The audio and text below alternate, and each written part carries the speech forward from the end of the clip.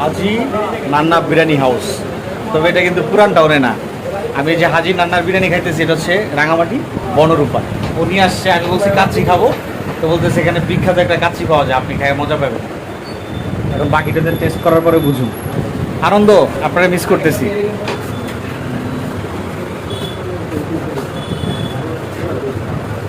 কম জায়গার খাবার তো টেস্ট করি না, খাইলেই বুঝতে পারি, কারণ এই জিবলা অনেক কিছু জানে। ভালো লাগছে।